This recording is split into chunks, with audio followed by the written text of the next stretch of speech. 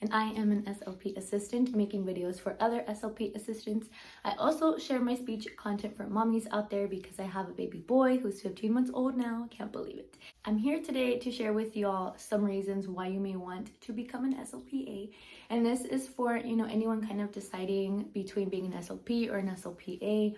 Or if you're anything like me and kind of didn't receive any guidance in your undergrad career, then I think this video is perfect for you because now you know that there's an option to be an SLP assistant. I feel like that's not talked about enough. Like I said, in my undergrad experience, I didn't really hear how to be an SLPA. It wasn't really given as an option because it's expected that you would go on to complete your master's degree and become an SLP, right? I feel like that's everyone's goal. It may not be, but I know that was definitely my goal. So one of the first reasons why you may want to be an SLPA is if you didn't get into grad school. And this doesn't have to be a bad thing, right? Like if you want to take a gap year, for example, get more knowledge, or school has been too much for you, you just want a short break, then maybe take a gap year, a 2-year break, something, and you can be an SLP assistant where you're practicing everything that you learned, you're applying your degree, and you're really getting that experience that you need to later hopefully become an SLP if that's what you want to do.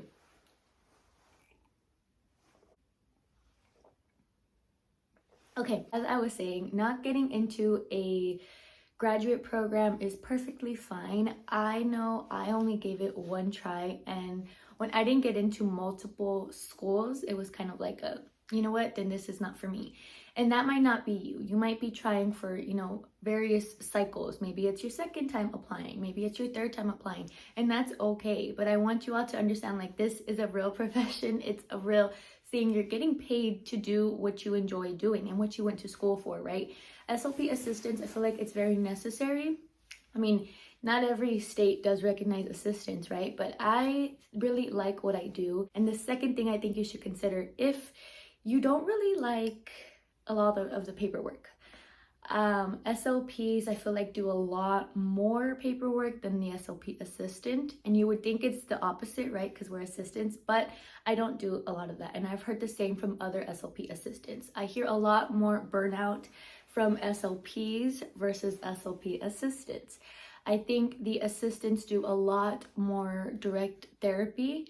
So if that's your thing, if you really like to provide therapy to students, interact with students, clients, think of activities, be creative and laminate and plan and just do all of the direct therapy, I think this is the profession for you. I know I really like to do this. I didn't always.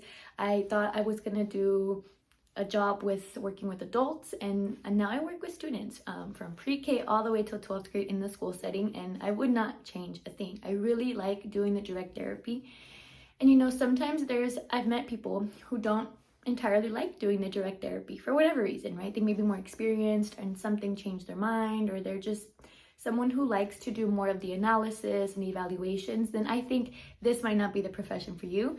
That might be more of an SLP thing. The third reason why you may want to be an SLPA over an SLP is you want that guidance. You want a mentor there. You want someone to be able to ask questions.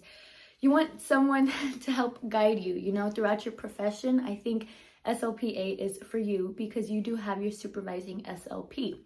In the state of Texas, you have to have an SLP who is observing you one time for 1 hour a week. And then you also have the indirect observation where you're meeting one-on-one with your supervisor and you're asking questions, whether this is about clients, speech therapy sessions, planning, it's anything speech and language related. I think that's very helpful for me, who has a lot of questions, and as someone who always wants to be learning, I think that's definitely for me. Again, this is not for everyone though. If you're someone who doesn't really like to be micromanaged, I guess, then maybe you want to go on and become an SLP. That might be for you, right? But I think we just need like a little bit more recognition as SLP assistants, because definitely like this is an option and it's something that people really love. I know I love it, and I've met other SLPAs who love what they do. I'm really emphasizing in this video like the importance of SLPAs because, like I said, in my undergrad it wasn't really a thing.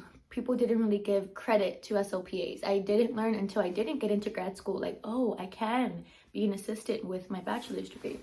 And now that I'm in this, been doing this for about 4 years, I've met other SLP assistants who feel the exact same way. Or I have friends who, you know, we often get asked, hey, are you going to go to grad school? Are you going to be an SLP? Which is a totally appropriate question. I get it, because people often do that. They go to complete their bachelor's degree or an associate's degree, and then they go on to become an SLP. That's, again, the end goal for a lot of people. But when I get asked that, I always feel like, what's my answer? You know, why do I not want to be an SLP? And I used to feel bad, feeling like that's not my end goal. I used to feel bad for thinking I'm very content with where I'm at. And I used to feel bad for thinking, you know, the SLP does things I don't want to do. They do more paperwork. They do the evaluations. They contact parents. They deal with the bad emails. I used to feel really bad. But I've just accepted it. This is something that's definitely out there for people. It's something people want to become. And it's okay to prefer to do therapy over all of the extra paperwork. I think that's fine. If you're someone who's very money driven, which is in no way a bad thing, I do think an SLP route would be for you. You obviously earn a lot less money being the assistant, but to me, it's pros and cons to both, right? I'm content with where I'm at. I am a mom now, and I say this very often. I love my work-life balance, and I feel like SLP assistant, that route, that title has given me that work-life balance that I'm really looking for. I'm able to come home and spend time with my son. I'm not like bombarded with paperwork that I have to take home. I don't feel this sort of burnout in the school setting, and this is just where I'm meant to be. So if you are anything like me and kind of struggle to be happy in your position or have struggled in the past, then I have a few affirmations for you, because this I know has definitely helped me. I typically write in my journal. I have been the past 2 weeks, so round of applause for me. I've been very proud. I've been writing in my journal. Number one, I am creating a very important relationship with the students I work with. And I think that's important to say out loud or to write in a journal, because sometimes when I'm doing the direct therapy, I still have people who ask me, you know, what do you do? Or what do you teach? What do you do on this campus? And they don't know what I do. But you know what? The students that I work with and the students that I'm helping know who I am. They know the importance of what we're doing, and it's going to help them in their relationships in the future.